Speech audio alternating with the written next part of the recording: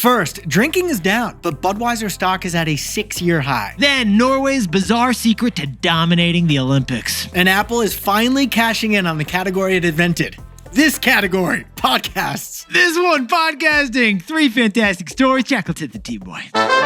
This is Nick. This is Jack. It's Wednesday, Ceviche Wednesday, February 18th, and today's pod is the best one yet. This is a T-boy. Here's the top 3 pop business news stories you need to know today. But first, trivia. Approximately what population does Norway have in terms of a United States? I'm going to say somewhere between Rhode Island and Iowa, Jack. Close. Minnesota. More in our first story, so let's get to it. For our first story, alcohol consumption is at a 6-year low. So why is stock in Budweiser at 6-year highs? Here's why, Nick. What if dry January and sobriety wasn't the new lifestyle? What if it was actually just a fad? Besties, Jack and I are jumping in T-boy style because Budweiser is back? I'm sorry, what's going on, Jack? 3 of the top 10 ads in the Super Bowl this year, according to USA Today, were from AB InBev. That's right, your favorite macro brew, Budweiser, had a bald eagle befriend a Clydesdale, and that was top ad number 1. The number 5 best Super Bowl commercial was Kurt Russell sipping a Michelob Ultra at Après Ski. And number 10, you've got Peyton Manning and Post Malone drinking a Bud Light at a wedding. Well, AB InBev owns all 3 of those brands. Yeah. AB InBev, a name that reflects the dozen beer mega mergers that created it. Actually, AB InBev has a whole segment called Mega Brands. Who's included in that, Jack? Self-proclaimed mega brands include Budweiser, Corona, and Stellar. And this beer glomerate, AB InBev, just reported $7 billion in profits on $60 billion worth of beer sold last year. Not too shabby. Now, that's half the profit that AB InBev made 10 years ago, when it was prosting to peak Pilsner back in the day. This was still enough to send Bud stock to $80. It is now at its highest level since 2020. It's foaming over the glass, figuratively. And literally. But besties, here's what Jack and I find shocking. Ever heard of Gen Z sobriety? Trading tequila shots for turmeric shots? Going from blackouts to biohacks? Jack, I thought alcohol got canceled, man. I thought so too. Everyone is drinking less alcohol right now. Everyone I know, pretty much. So, why is an alcohol stock popping off at 6-year highs? The first explainer for why Budweiser stock is up so high is that beer is global. Yeah, it's easy to forget, but alcohol sales in the U.S. are down, but not in the rest of the world. The U.S. is only 19% of AB InBev's business. In Colombia, for example, they're drinking more AB InBev beer than they ever have before. You want to enjoy a beer? You head down to Bogota. Now, the other explanation here is the stock market rotation that we talked about in yesterday's show. Investors are shifting their portfolio out of tech stocks and into stocks that AI can't hurt, like beer. And also, Jack, there's the defensive play when it comes to this stock strategy. Beer sales rise during good times. You're celebrating, but they also rise during bad times. That's right. You toast a beer when you get a promotion, but you also crush a can when you get canned. So if we're heading into a recession, a beer stock is not the worst thing to own. Oh, but Jack, I think I know what some Yetis are going to point out. What about that Bud Light boycott from a few years ago? Well, Bud Light used to be the number 1 beer consumed in America.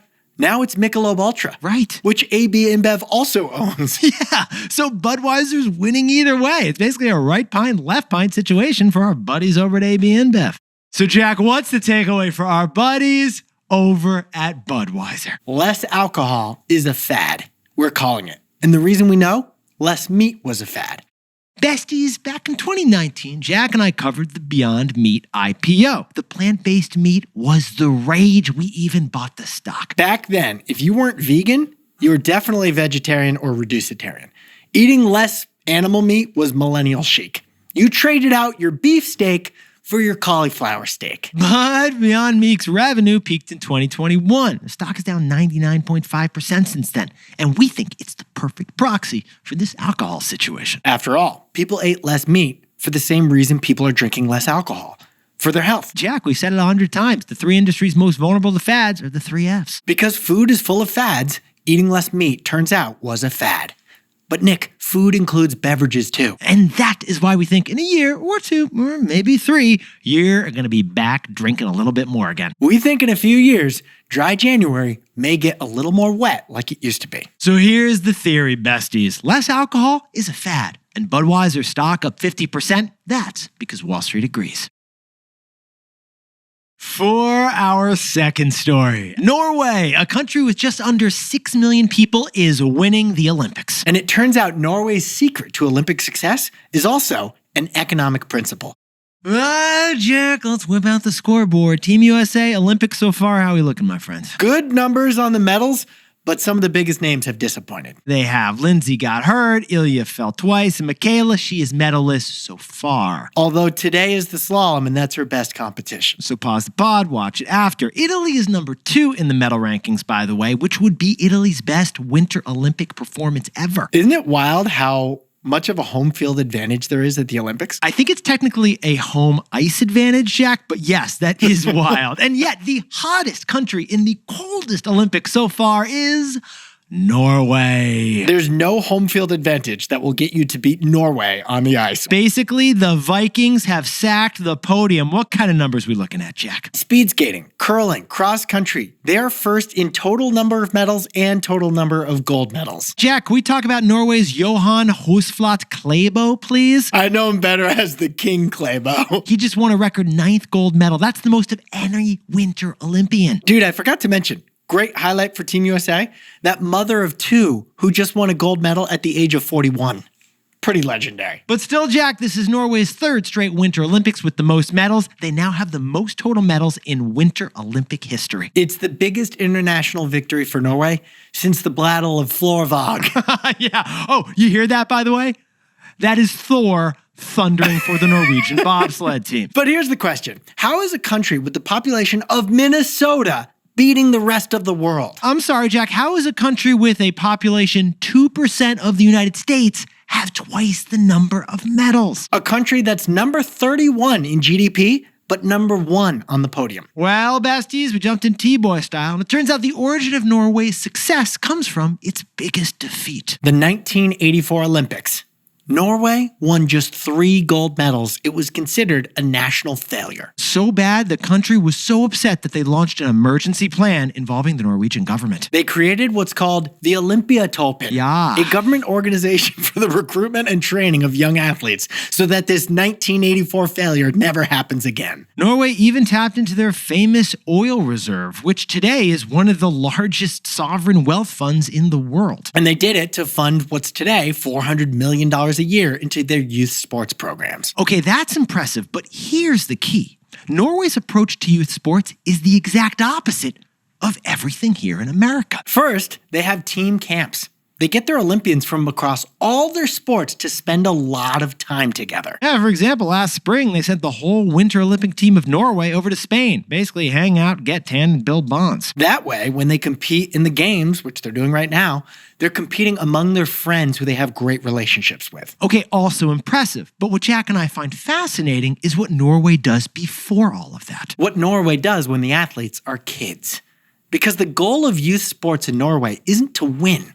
It's to have fun. Get this. In Norway, they're not allowed to keep score in a sport until the kids are 13 years old. You literally can't lose a game until you're a teenager. But here in the United States, I mean, Jack, football, lacrosse, what were we looking at when we were their age? I mean, in Little League, they do have a pledge of allegiance that ends with, and win or lose, all that matters is try my best. But in Norway, there is no win or lose.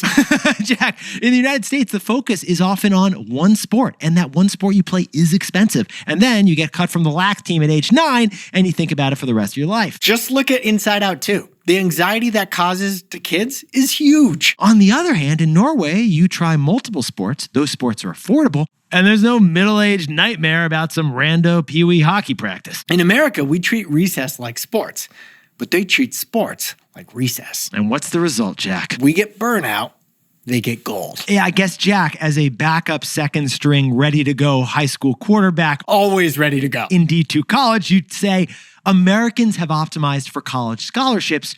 Norway's optimized sports for National success. our takeaways. So, Jack, what's the takeaway for our buddies over in Norway? It's the invisible hand of joy. Yetis, in economic history, you learn about Adam Smith, the father of modern-day capitalism. You learn about the invisible hand, a phrase he coined that forcing people and companies to compete drives the best economic outcomes. And Jack and I agree, we love that concept of competition. But Norway highlights the existence of an additional unseen force. The invisible hand of fun. the hand of fun. Norway reveals that fun can drive success too, not just competition. For example, Norway describes its youth sports philosophy as joy for all, that the happiest athletes are motivated to continue on training. Smith would kind of agree. He would say that the end goal of competition and capitalism is happiness, and that money is a means to reaching that happiness. But basically, Norway remixed that formula, that if you pursue happiness in competitive sports, then the success will follow you. It's the invisible hand of joy. Yes. And Norway's record medal count proves it. Hey Yetis, if you're a bestie, take a sec and hit that subscribe button. And like this video while you're at it. If you leave a comment, by the way, we'll read it. For our third and final story, Apple is finally introducing video podcasts to your podcast like this. After 22 years. Oh, how long? What we're saying is Apple is now playing catch up, finally, in the category they invented. Reminds us of Siri.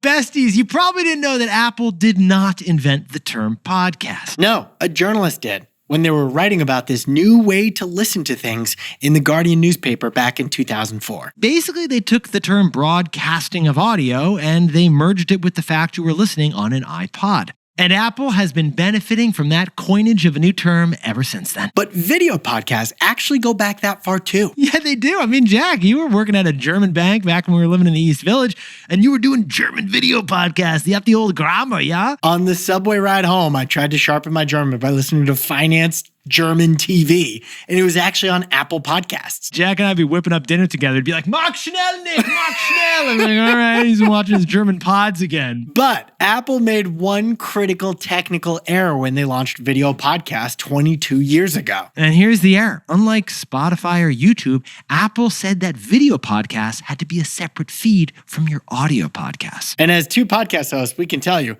no host wants two separate shows to upload two separate files every day, to have two separate shows to promote. With two separate audiences. It's the same show. Why do it twice? It's just annoying. And the result has been that Apple is the one major podcast platform with no video podcasts. Until an email we got yesterday. Starting this spring, creators can upload video files instead of just audio files. Ipso facto, video podcasts are coming to Apple. That is right. And Jack, are we going to be partaking in this whole bold new era of Apple video podcasts? Very, very likely, yes. As long as we can monetize, we will launch video on Apple ASAP. Stay tuned. Besties, what Jack's saying is we're having conversations. We think we can make this happen if we can monetize and make it work. It might be imminent. But besties, pause the pod for a sec, because Apple ain't UNICEF. They're not just doing this out of the charity of their own audio hearts, are they, Jack? They're doing it to make money, actually. Exactly. And here's the key. To investors, this will allow Apple to, for the first time, actually make money on podcasts. You see, Apple invented the podcast category. And when it did, back 20 years ago, it made podcasts free and open from the start. Jack, there are benefits to that, aren't there, man? It's proliferated the medium. 10 million shows have been created because it was free and open from the start. But while Apple made podcasts big, they made no money off of them. Basically, Apple was podcast poor. But now, Apple can start to make profits off podcasts because they also announced this week they're launching an advertising platform that creators can opt into for their video podcasts. And here's the deal. Apple now can take a cut of every ad brought in through its new video advertising platform. It's the same as YouTube and the same as Spotify. Apple can start making money off video podcasts. But it also is a sign that Apple's playing catch up after blowing a big lead in an industry named after one of their core products. Why is it taking Apple so long? Well, is it a cost center or a profit center? That determines whether something gets prioritized at a big company like Apple. That's the Shakespearean question. And for Apple, podcasts have long been a cost center. They cost the business money. But with a video ad sales department, it's now a revenue center. Like that old Buggles song, video killed the podcast star. So Jack, what's the takeaway for our buddies over at Apple? The Apple toll booth is growing, and advertising is the biggest opportunity by far. By far, besties, T-Boy trivia for you. What's the most profitable part of Amazon? Hint, it's not AWS, Amazon Web Services. It's advertising.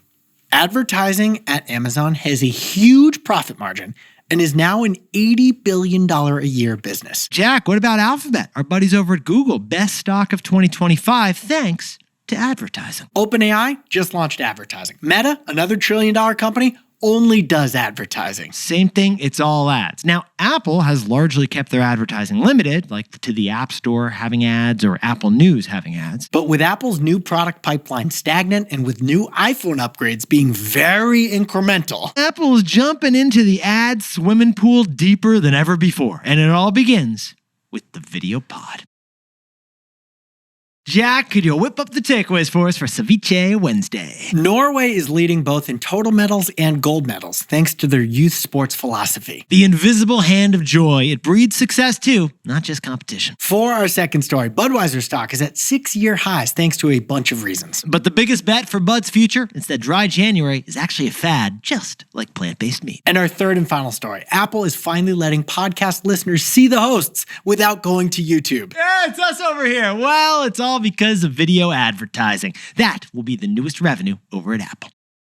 But besties, this pod's not over yet. Here's what else you need to know today. First, Warner Brothers, which had committed itself to Netflix, is giving Paramount another shot at hooking up. Paramount has 7 days to convince WBD's board that their offer is better than Netflix's. And second, word just dropped about Warren Buffett's last move as CEO of Berkshire Hathaway. And this one, it's going to surprise you. In the fourth quarter of last year, Berkshire Hathaway sold some of their stock in Apple. And Jack, what did he buy after selling Apple stock? The New York Times. We repeat, Warren Buffett, legendary investor, sold Apple stock to buy the gray lady instead. Either a brilliant final move or justified his retirement. And finally, Emily Bronte fans swamped movie theaters last weekend, and they were willing to pay, baby. Because Wuthering Heights was #1 at the weekend box office, bringing in $82 million. Now time for the best fact yet. This one, an answer to our T-Boy trivia from yesterday's pod. Jack, what do we got for this one? Of the 12 teams competing in the Winter Men's Hockey Olympics tournament, which one has 0 NHL players on the roster? The answer is Italy. Italy has no NHL players on the roster, but they're in the tournament because they're the host country and they're allowed to have a team in the tournament. Yetis, you're looking fantastic over there. And Jack, you're looking fantastic too. And the Yetis can actually verify if that's true or not, right? Not yet on Apple. Right. But they can right now on YouTube. Go on YouTube right now and you can let us know if we do look fantastic or not. Search the best one yet or click the link in the episode description and subscribe to our YouTube channel. We got a bunch of great content there. You can leave a comment with your judgment. We can handle it. And Nick and I will see you tomorrow. Can't wait.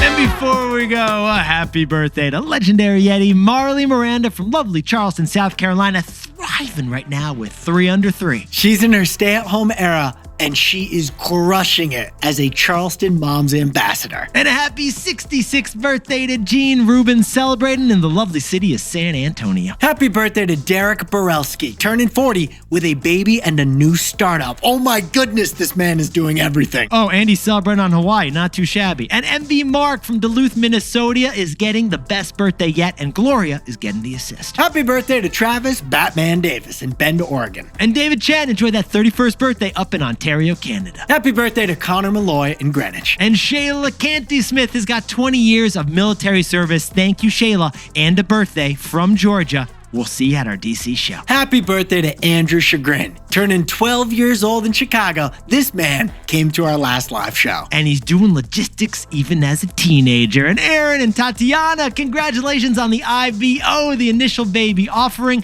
Baby Mila D was born up in Toronto, already a Leafs fan. Big shout out to the Dutchman Thomas Smolders, who just published a book about the European Disney called Voorhand naar 100. Translation, Jack? I don't know. Did you know? If you know, I guess you don't know. And to anyone else celebrating something today, make it a T-Boy. Celebrate the wins. This is Jack. I own stock in Disney, Amazon, and Netflix, and Nick and I both own stock in Apple and Spotify.